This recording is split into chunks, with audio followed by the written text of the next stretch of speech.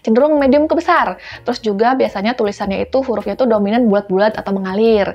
Tulisannya tuh miring ke kanan nih. Terus margin juga cenderung ke kanan. Dan terakhir spasi antar katanya juga relatif dekat-dekat. Untuk seorang tour guide, kemampuan ini tentunya harus dimiliki dong. Kenapa? Karena tugas utamanya adalah untuk menyampaikan informasi.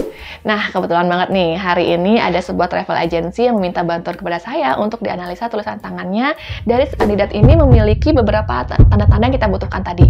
Jadi, kesimpulannya, orang ini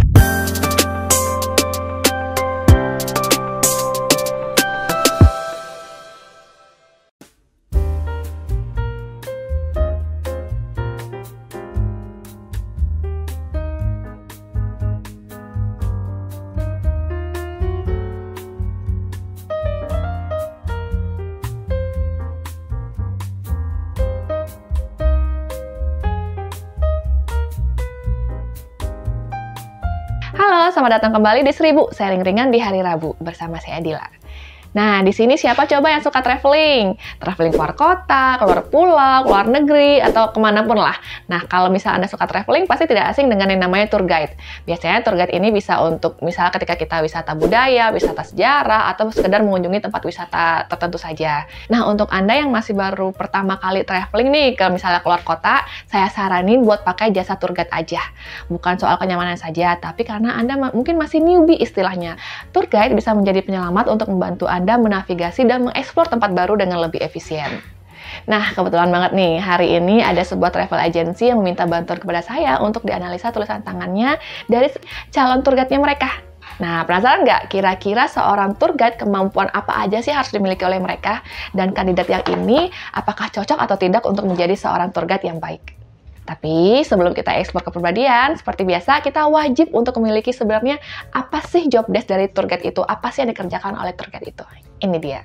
Jadi, tour guide itu lebih dari hanya sekedar seorang pemandu wisata yang biasa saja. Mereka adalah teman perjalanan Anda yang akan selalu siap sedia menangani segala macam urusan Anda biar Anda bisa menikmati perjalanan wisata Anda.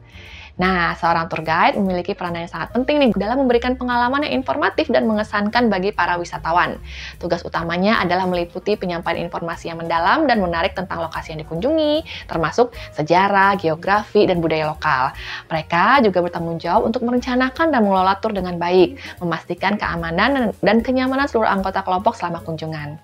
Selain itu, tour guide juga harus siap nih menjawab pertanyaan peserta tur, menangani situasi yang darurat, serta berfungsi sebagai penghubung antara wisatawan dan layanan lokal seperti misalnya dengan restoran atau misal transportasi.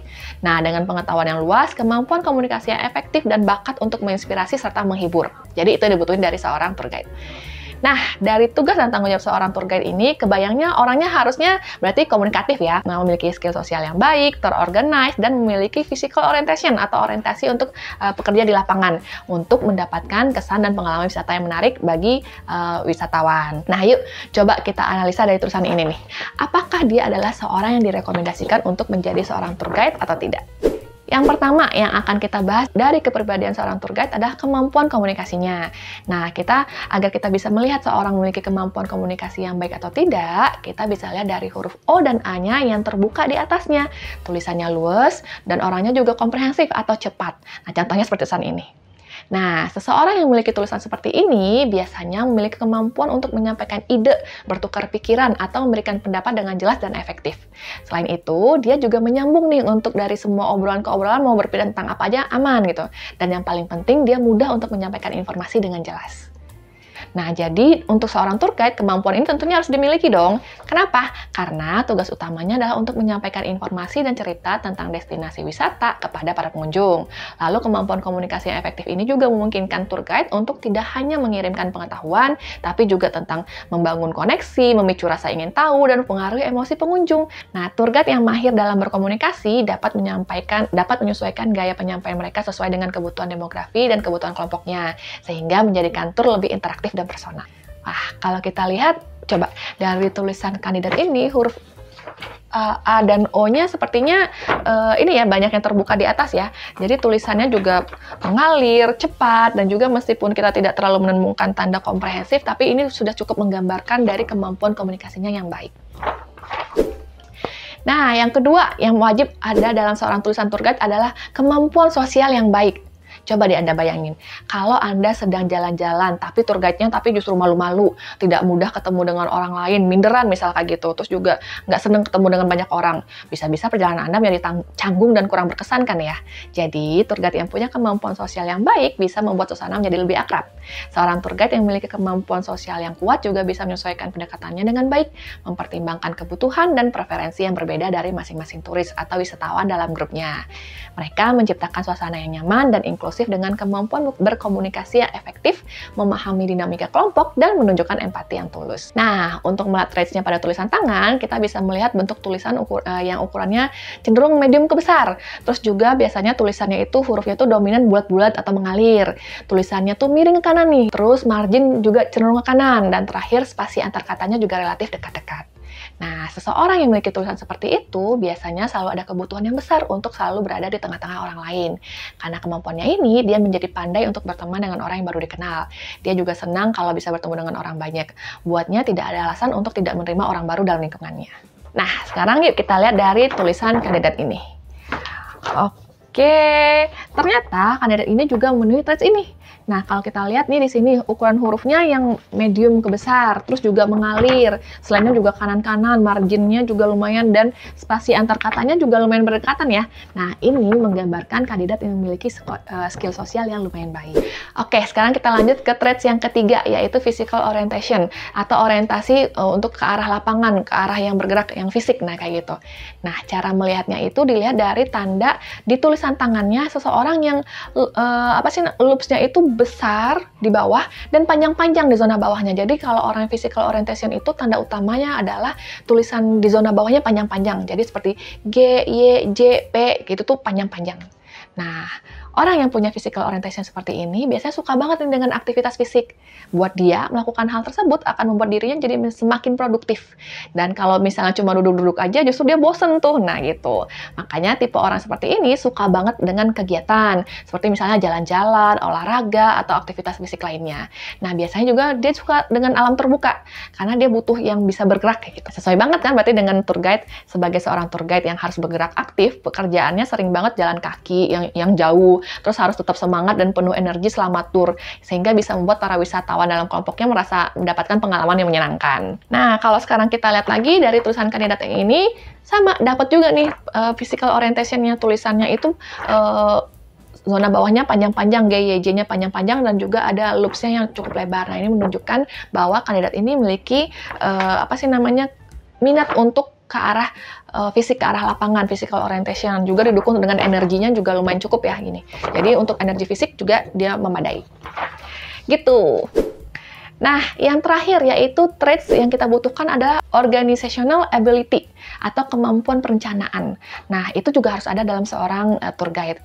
Jadi, untuk melihat organizational ability ini atau kemampuan perencanaan ini biasanya kita lihat dari tulisan tangan dengan beberapa kombinasi tanda. Pertama, kita lihat dari tulisan tangannya yang marginnya tuh rapi, baseline-nya juga konsisten, tidak bergelombang kayak gitu. Terus juga spasi antar katanya baik, bentuk hurufnya juga reguler dan tidak banyak coretan. Nah, biasanya orang seperti itu menunjukkan orang yang organizational ability-nya bagus. Orang yang tulisannya rapi dan konsisten seperti itu, jadi biasanya menunjukkan orang yang memiliki kepribadian yang terorganisir. Nah, dia juga jago banget nih dalam merancang strategi atau pola dalam rutinitas sehari-hari dan dalam pekerjaannya. Selain itu, dia juga punya fokus khusus dalam hal-hal yang berhubungan dengan organisasi. Organisasi itu maksudnya bukan badan ya, tapi mengorganisasi, mengatur itu. Mereka bisa dengan mudah membuat jadwal untuk dirinya sendiri atau proyek yang sedang dikerjakan. Selain itu, mereka juga jago banget dalam mengelola waktu dan bisa cepat nih dalam menyelesaikan tugas yang sudah terencana dengan baik, seperti itu. Nah, seorang tour guide harus memiliki kemampuan organisasi atau perencanaan yang baik karena mereka bertugas dalam merencanakan dan menjalankan tur secara terstruktur. Kemampuan organisasi ini juga memudahkan tour guide dalam menyusun jadwal tur, memastikan segala kegiatan sesuai dengan jadwal, mengatur logistik kayak misalnya transportasi, tiket masuk, urusan makan, dan lain-lainnya. Jadi tour guide yang terorganisir biasanya akan bisa membuat pengalaman turnya jadi lancar dan tidak banyak kendala. Nah, seperti itu. Nah, sekarang kalau kita lihat dari tulisan kandidat yang ini, baseline-nya masih cukup bagus walaupun ada sedikit gelombang tapi masih rapi. Terus juga spasi antar katanya juga konsisten. Terus juga dia hurufnya rata-rata reguler, tidak ada banyak perubahan, tidak ada coretan. Jadi tipe orang ini adalah bagus dalam perencanaan juga. Dia tipe orang yang organized seperti itu. Nah, berdasarkan traits yang sudah kita bahas tadi, mulai dari komunikasinya, skill sosialnya, produktivitasnya, dan perencanaan yang cukup baik. Nah, kandidat yang seperti itu cocok untuk menjadi tour guide kan. Nah, kalau kita lihat di sini juga sama. Si kandidat ini memiliki beberapa tanda-tanda yang kita butuhkan tadi. Jadi, kesimpulannya, kandidat ini cocok untuk menjadi seorang tour guide. Gitu. Ternyata enak ya, kita bisa menganalisa tulisan tangan seseorang untuk mengetahui potensi dan bakatnya. Jadi kita bisa memposisikan seseorang sesuai dengan kebutuhan kita maupun sesuai dengan kebutuhan kita dan sesuai dengan bakat orang tersebut. Nah, Anda juga bisa loh untuk menganalisa tulisan tangan seperti saya. Caranya yaitu dengan belajar grafologi.